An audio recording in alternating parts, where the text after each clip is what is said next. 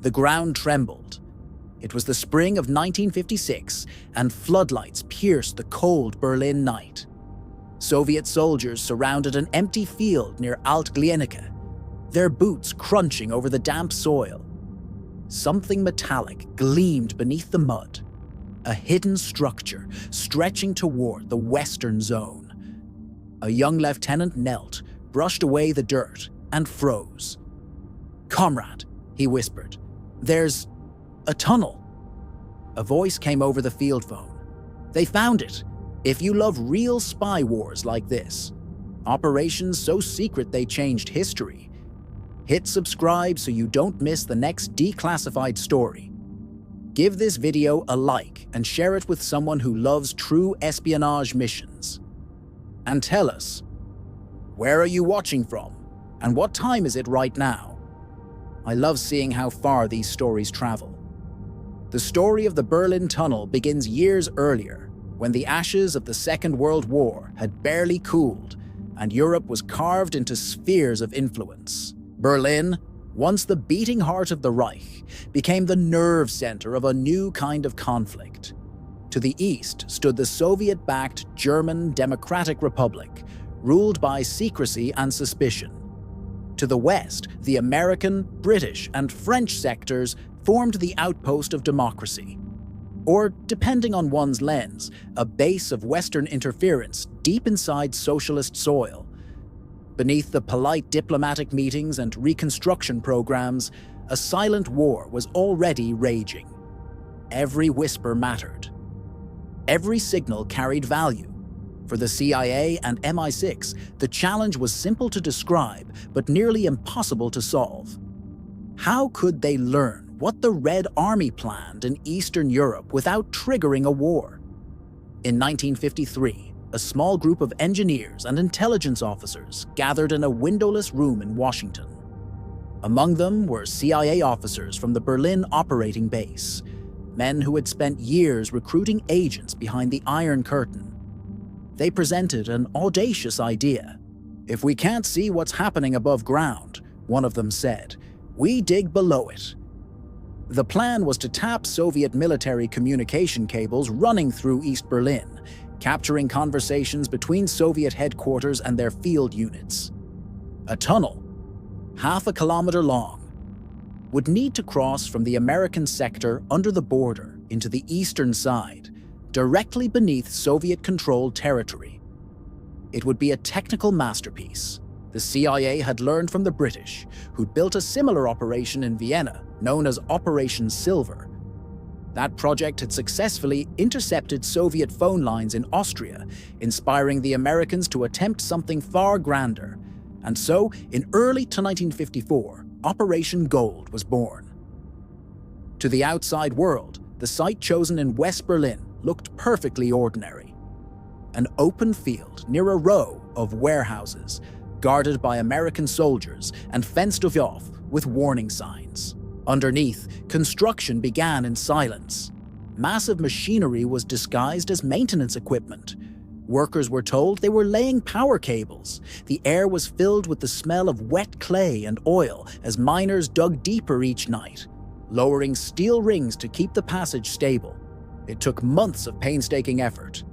Engineers worked in total secrecy. Their families told nothing. Airlocks, pumps, and reinforced doors were installed to prevent flooding. Even the sound of drills was masked by timing them with heavy vehicle movements above ground. At last, by late 1954, the tunnel stretched nearly 1,500 feet, reaching the Soviet zone. It terminated beneath a road lined with communication cables used by the Red Army and East German authorities. Inside the tunnel, American technicians fitted wiretaps and switchboards, preparing to collect an avalanche of intelligence. The operation was so secret that even most CIA officers in Berlin didn't know about it. Only a handful of people in Washington, London, and Berlin were aware of the true purpose of the telecommunications maintenance project. But somewhere, far away, in a small office in London, a man already knew everything. His name was George Blake. He was an MI6 officer, British by passport, but secretly working for the Soviet KGB. Long before the tunnel was completed, Blake had already informed his Soviet handlers about the entire operation. The KGB knew that the CIA and MI6 were building a massive listening device under their feet. Yet strangely, they did nothing. At first, the Americans believed they had achieved a stunning breakthrough. Once the tunnel went live in 1955, the first voices crackled through their receivers. Soviet logistics officers, radio technicians, and occasionally high-ranking commanders discussing troop movements and supply lines. Each intercepted message was transcribed, translated, and sent to analysts who mapped Soviet divisions across Eastern Europe. It was the golden age of American signal intelligence, or so they thought. Back in Moscow, the KGB debated whether to expose the tunnel immediately. Some argued it was too dangerous to let the enemy operate beneath their communications. Others, including senior counterintelligence chiefs, saw a greater opportunity. Let the tunnel live. Feed it false or misleading information. Protect George Blake's cover at all costs. So, for months, the KGB let the Americans listen. And in letting them, they controlled what they heard. Meanwhile, the physical world above the tunnel reflected a Berlin caught between survival and fear. On the western side, neon lights glowed over bars filled with Allied soldiers, jazz music, and the hum of freedom. Across the border, East Berliners walked through streets shadowed by patrols and propaganda banners. The tunnel ran silently beneath it all, a metal artery pulsing between two worlds. Engineers and agents who worked inside described it later as claustrophobic and surreal. The temperature never changed, the air heavy with moisture and dust. Each day they recorded miles of tape and stored them in sealed containers. The hum of machines became a kind of mechanical heartbeat, one that seemed to echo the divided soul of the city above. And yet, not all was calm. Reports began reaching CIA officers that Soviet technicians were unusually quiet on certain lines, as if aware they were being monitored. The analysts noticed patterns, codes that repeated too often, details that seemed too perfect. But optimism prevailed. The Americans wanted to believe. Unbeknownst to them, across the border in a gray KGB office, their counterparts were studying transcripts of the same conversations. Ones they had carefully crafted for the tunnel to capture. For the Soviets, the tunnel became more than a threat. It was a stage, a symbol of Western arrogance, yes, but also of technological obsession. The idea that machines could outsmart men. For the CIA, it was a triumph of innovation and courage. Engineers risked their lives to dig beneath enemy lines, and field agents defended the site with unwavering secrecy. For both sides, Berlin had become a chessboard of nerves and steel, and beneath it lay the most ambitious gambit of the early Cold War. By the spring of 1955, the tunnel was fully operational. Hundreds of reels filled each week, documenting the coded voices of an empire. The CIA celebrated quietly. London toasted the success in whispered briefings. But somewhere in Moscow, a small red file was marked, Operation Gold, compromised. And in a matter of months, that file would surface again, when Soviet soldiers accidentally discovered the tunnel during a routine cable repair. The city above still slept, unaware that its underground secret was already known, and that the greatest espionage deception of the decade had already begun. In London, the rain never truly stopped. It whispered across rooftops, trickled down embassy windows, and blurred the lines between friend and foe. Somewhere inside that grey drizzle, a quiet man walked toward the headquarters of British intelligence. Briefcase in hand, collar turned against the cold.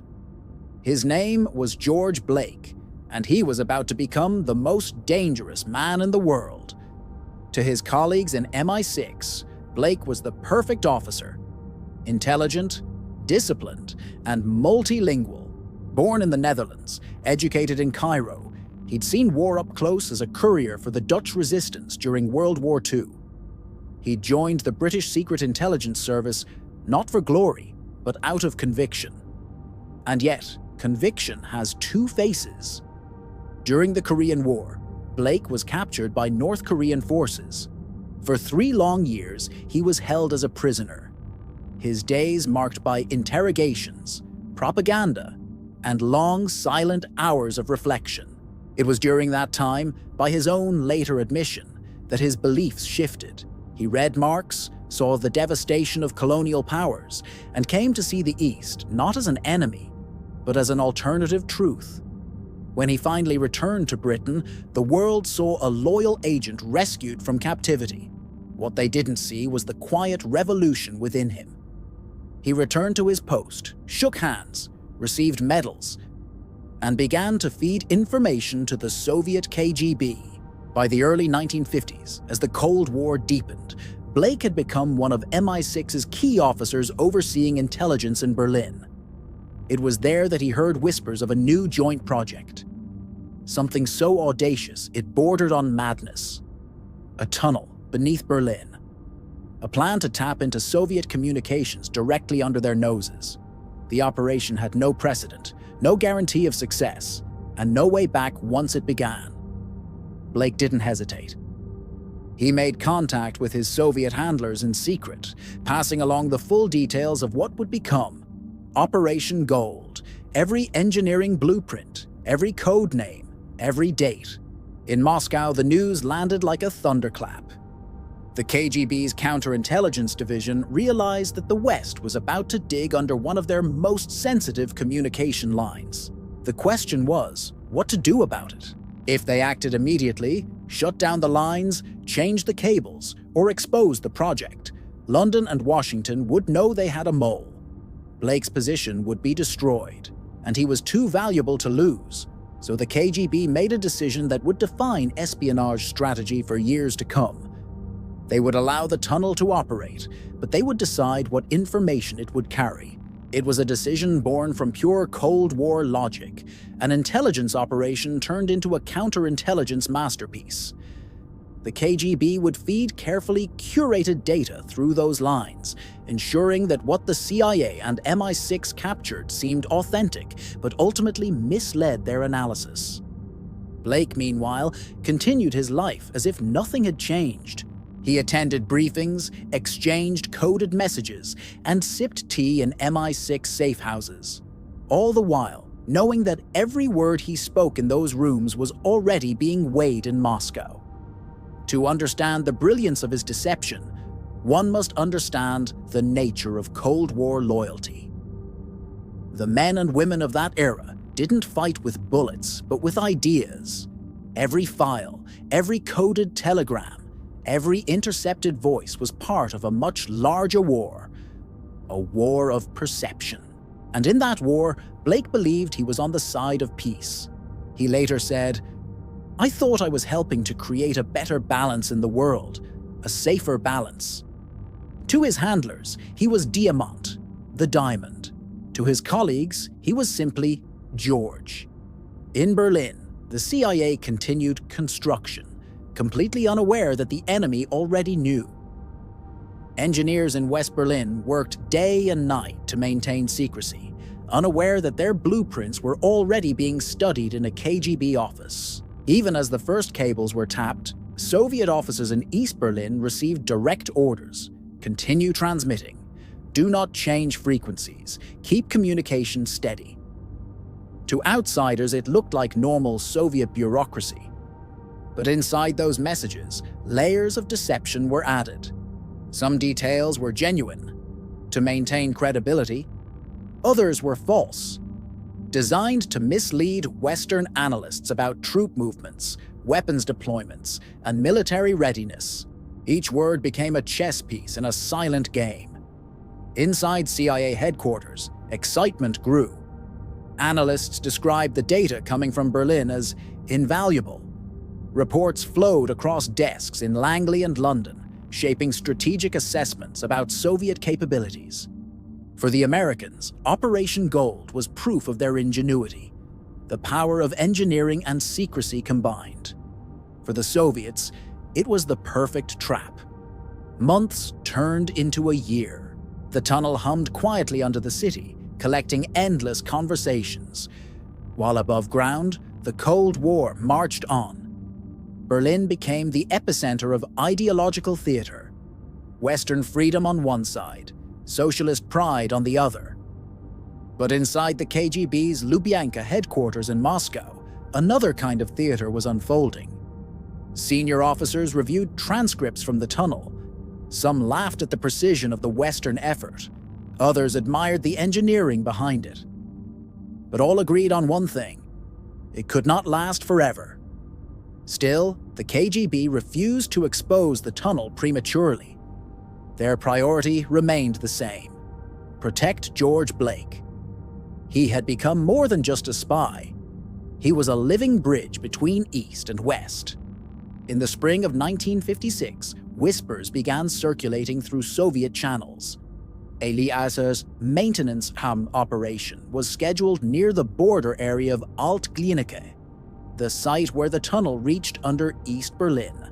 Officially, it was to repair faulty cables damaged by groundwater.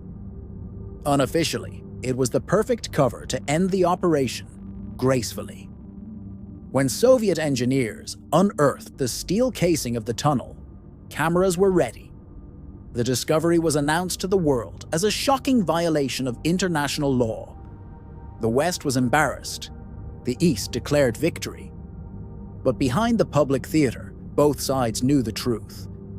The Americans had risked everything for intelligence they believed was real.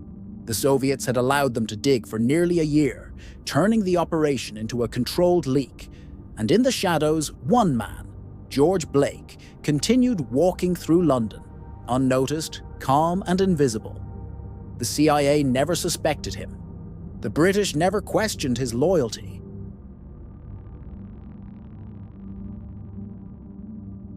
The irony of the Berlin Tunnel was that both sides claimed success. The CIA pointed to the vast amount of information gathered. The KGB claimed they had neutralized an operation without firing a shot. Both were right, and both were wrong. In the end, it wasn't the steel tunnel that mattered. It was the invisible one. The one carved through secrecy, ideology, and deception. A tunnel that connected Washington to Moscow not through Earth, but through betrayal. Years later, George Blake would be caught. Not by the CIA or the KGB, but by circumstance and confession. Yet even then, he never expressed regret. He said he believed in what he had done, that he served peace, not power. But on those damp London nights, when the rain blurred the streetlights and the city hummed with post-war silence, one wonders, did he ever think about the tunnel beneath Berlin? Did he imagine those engineers digging in darkness, unaware that their greatest secret was already an open book? The mole had done his work perfectly. And the world above would never be the same. The tunnel was alive. Hidden beneath Berlin's cold soil, it breathed through the hum of electricity and the murmur of intercepted words.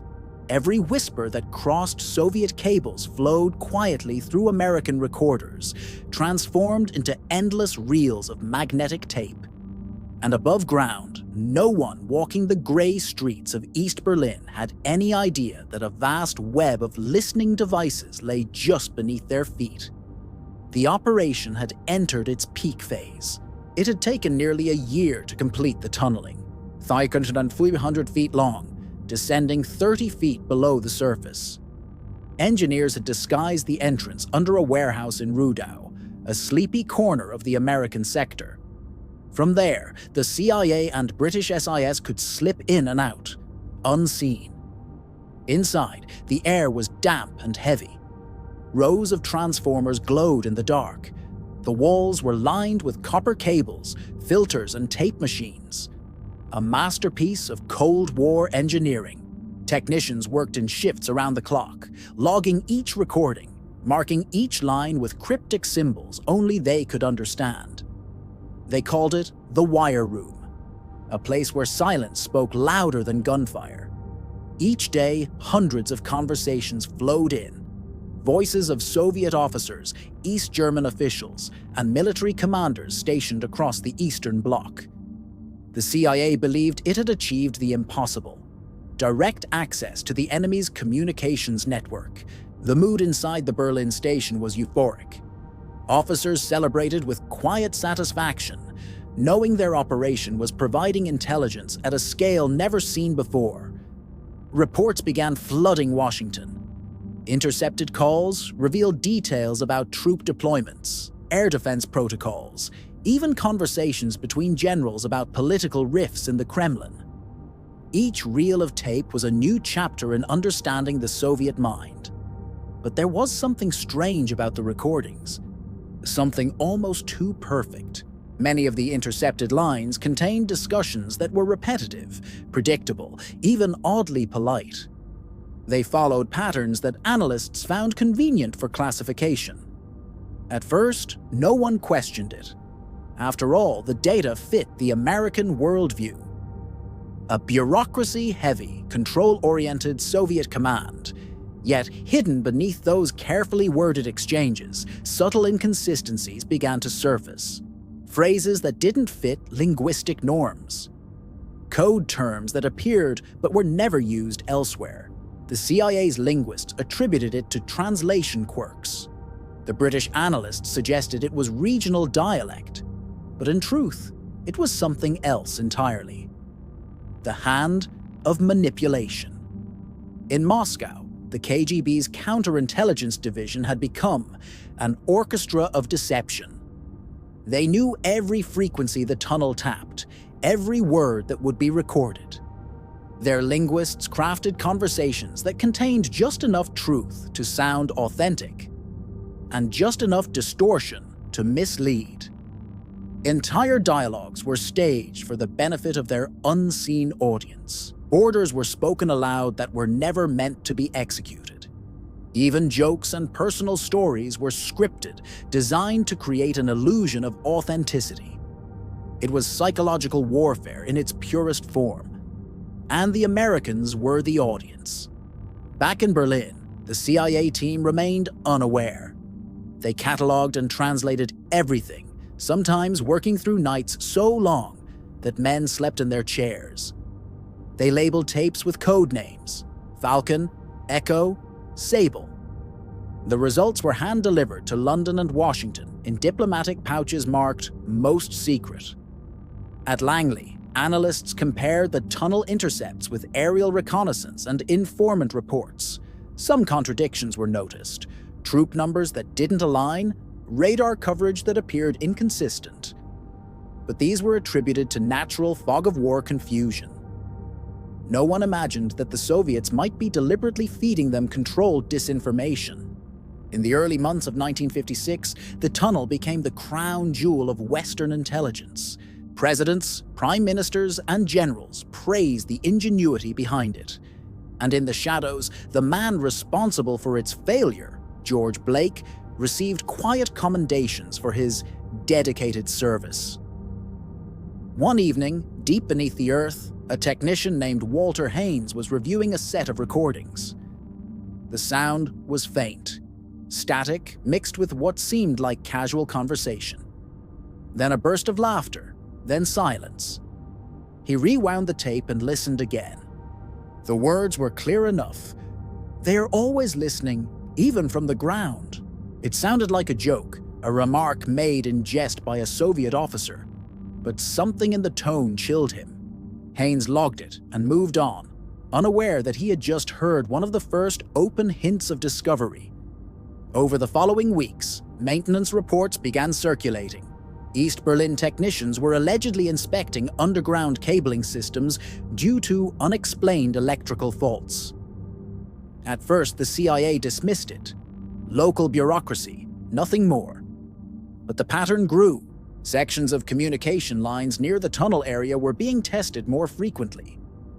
A few Soviet trucks parked near the Altglienicke zone for several days, conducting what they called routine maintenance. The American engineers began to worry. They reinforced parts of the tunnel, replaced insulation, and even reviewed escape protocols.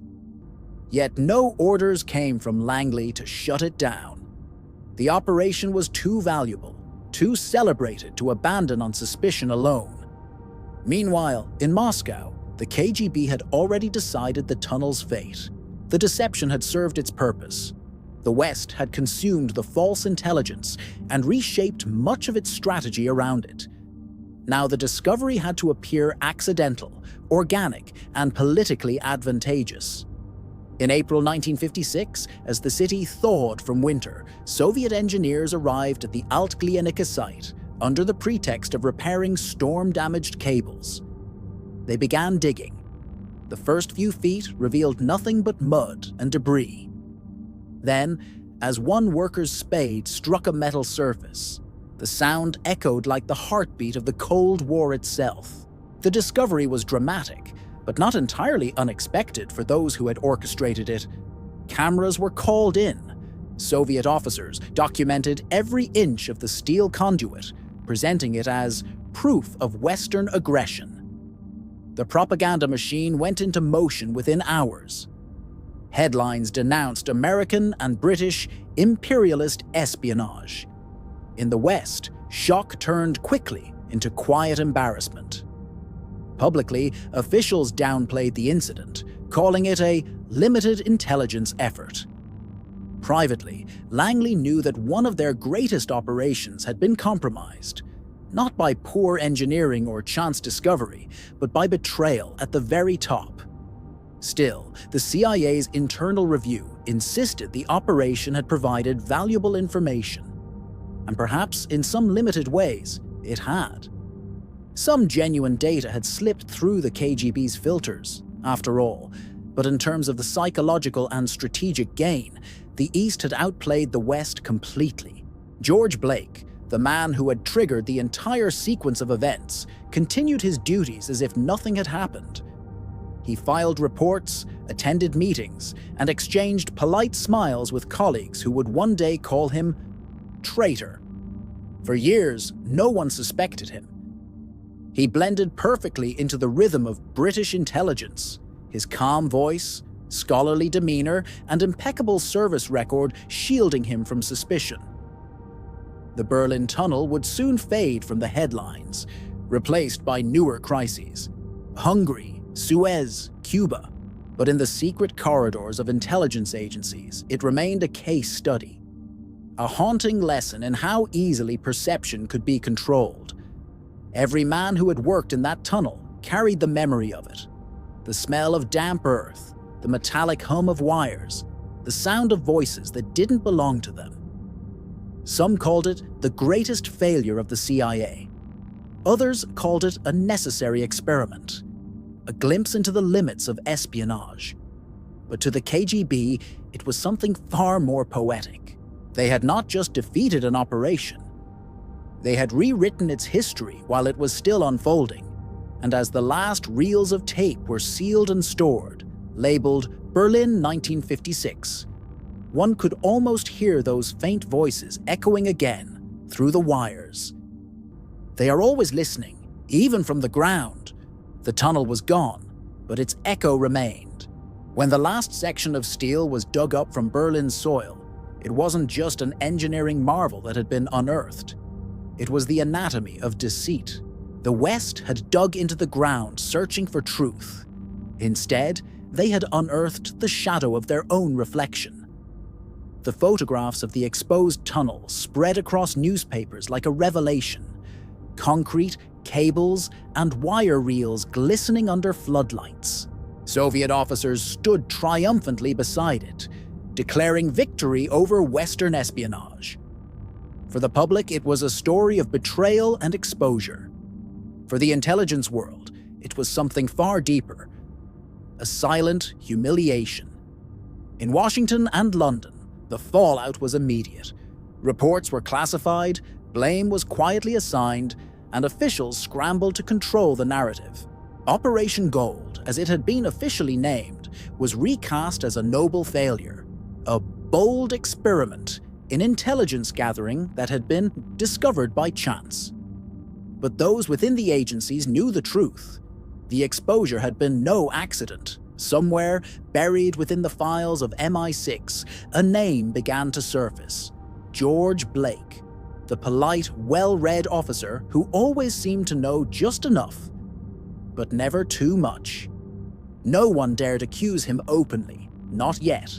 There was no proof, only the faint scent of unease. For years, Blake continued his quiet service. He transferred departments, undertook missions, and lectured on Soviet affairs. Ironically, often warning about KGB infiltration tactics. His double life was the perfect performance, but the balance of shadows never holds forever.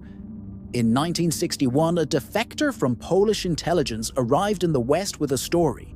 He spoke of a British agent, one who had betrayed multiple operations to the KGB, including a major tunnel project in Berlin.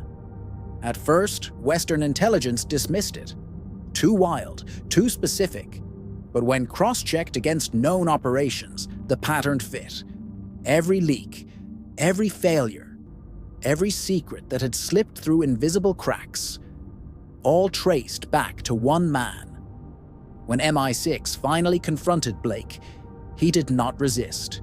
He confessed with the calm of a man who had already accepted his fate. There was no drama, no denial, only quiet conviction. He told his interrogators that he had not acted for money, but for ideology. That during his captivity in Korea, he had seen the suffering of civilians under bombardment and come to believe that balance between powers was the only path to peace. In his words, "I wanted to help prevent the world from destroying itself." To his captors, that explanation felt like a betrayal wrapped in philosophy. To Blake, it was truth. The trial was swift. He was sentenced to 42 years in prison.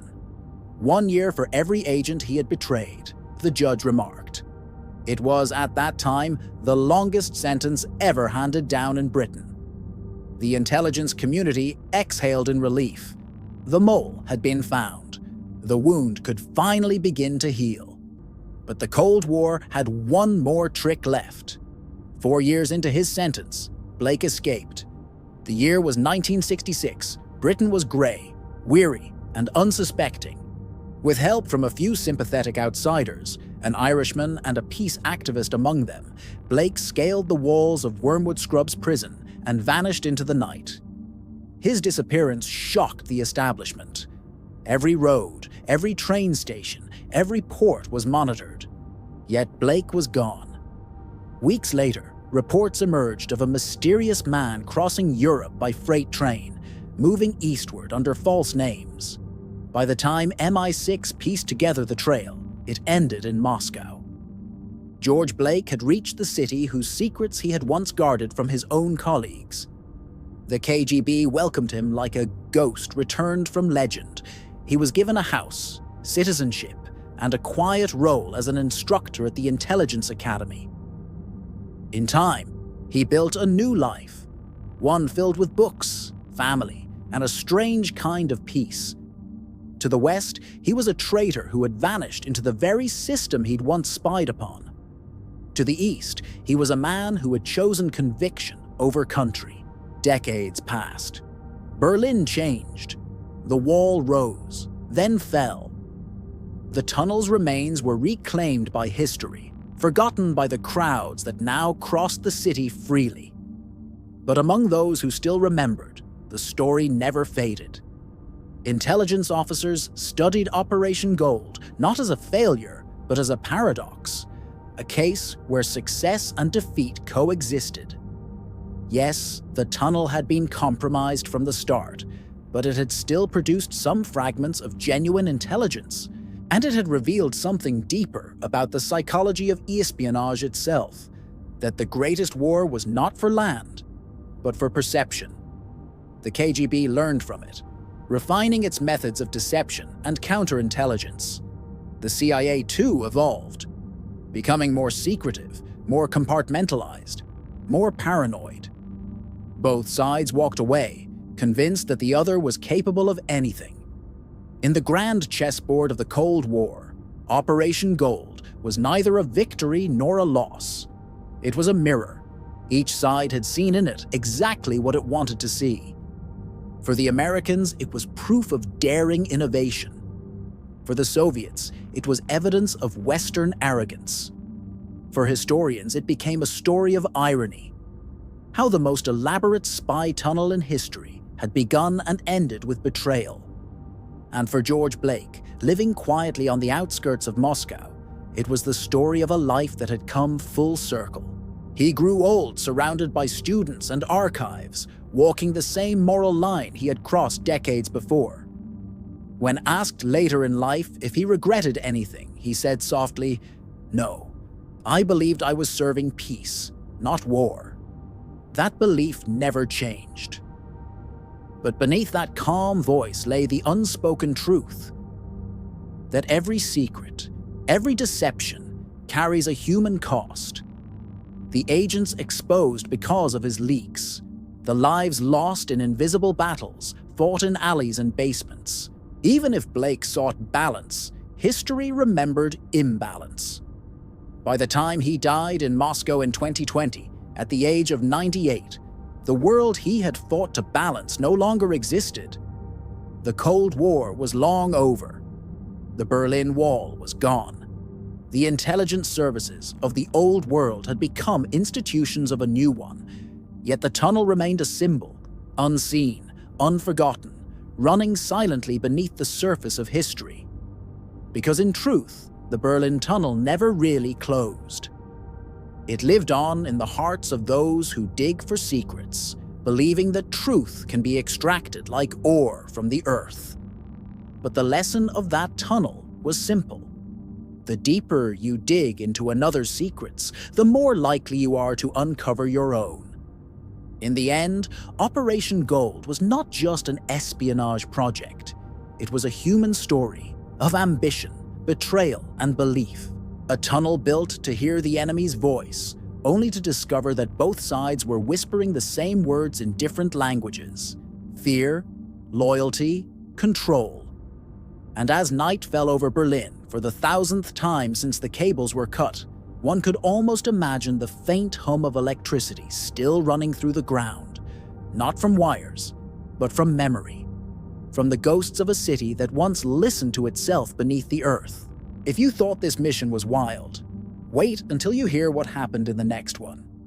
Subscribe so you don't miss our next declassified file, and share this with someone who loves real spy history told in silence and shadows.